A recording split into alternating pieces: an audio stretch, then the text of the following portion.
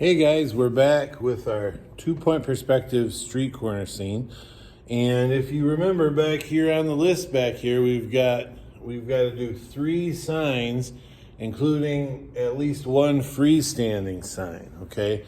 So signs are pretty easy. They're actually just the same rules as what we used when we did our windows and our doors, only we got a little more detail. So let's do a sign that's just mounted right on the building. So let's do a sign up here on this building. Let's call this Joe's. So we're going to start with a vertical line, however tall we want to make the signs. Let's make it a big billboard or something. And so now the top and bottom of that sign are going to go to the same vanishing point as the top and bottom of the wall that they're on does, because they go the same direction. So they're going to go to that vanishing point, the right vanishing point. So I'm going to line that up, and I'm going to do the top of the sign. Let's do it about to there.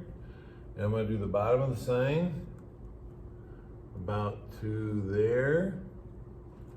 And then another vertical line. Put it out here so I can see the edge of the building.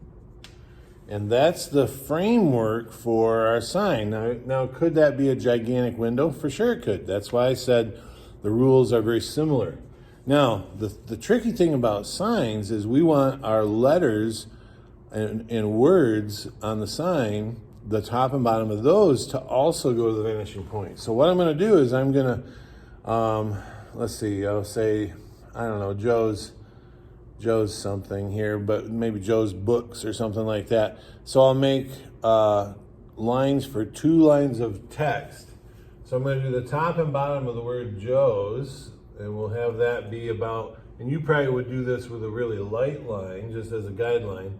Let's make Joe's really quite large, because that's the most important of the lines. And then down below here, we'll put the line for books.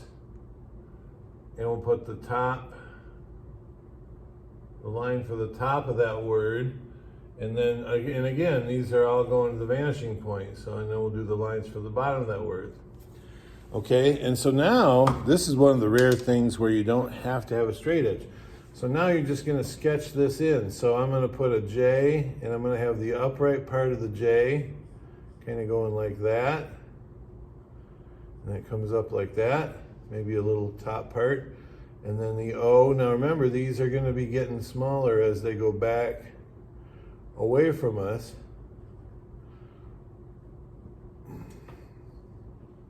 And maybe I'll make a little bitty S, like up here. Maybe there's a little S like that, like the S is the apostrophe or something like that. So there's Joe's, and then now with a pencil, I'd probably sketch them out first with a pencil super lightly just to get the spacing right. But we're going to put books down here.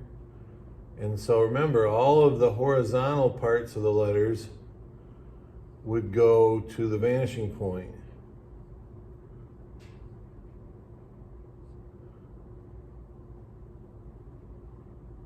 Okay, so there's Joe's books, and I put a little bit of thickness to it, okay?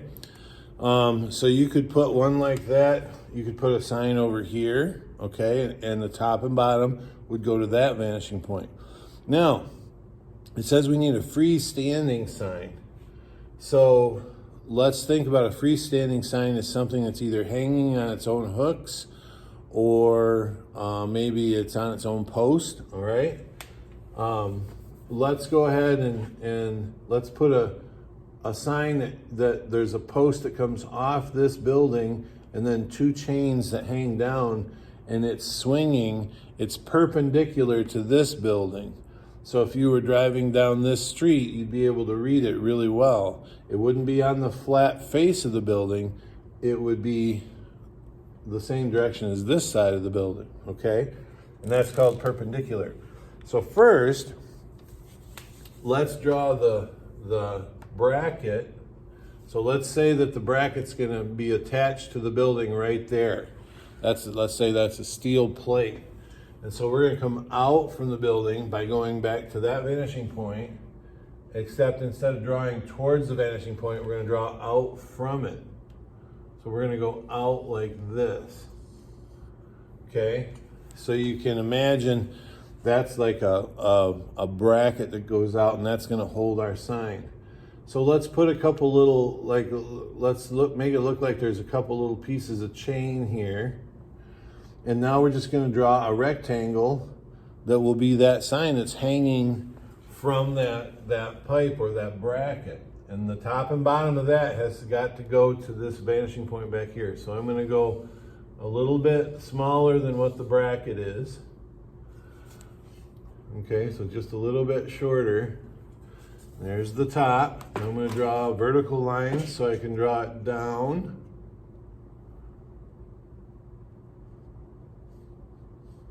Okay, down like that. Another vertical line at this end. And then the bottom of that's going to go back to the right vanishing point again, just like the top did. I'm going to line that up.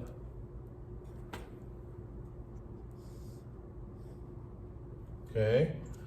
All right, now I'm going to clean that corner up a little bit there. Now we wouldn't be able to see through it, so I'm going to erase the building now just so it shows up a little better.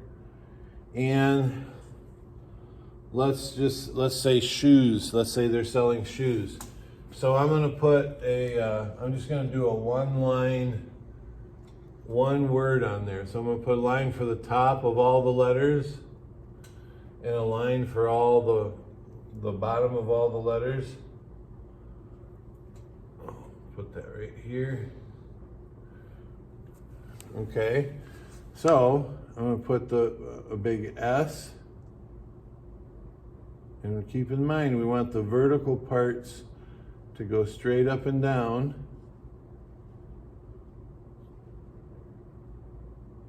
Okay, and then the H. And you can use a ruler for the vertical parts if you want to. Now look at the cross of the H. That's going to go back towards the vanishing point. The O. Keep in mind they're going to get a little narrower. The E and the vertical or the horizontal lines go to the vanishing point, and then another S.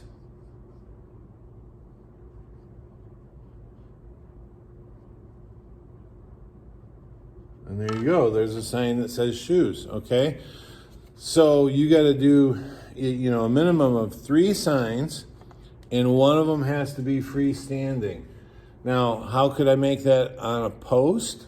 I could just simply draw a post back here right down to the sidewalk, and all of a sudden it looks like it's closer to us, and maybe it's to this store, okay? So that's signs. That's all you got to do.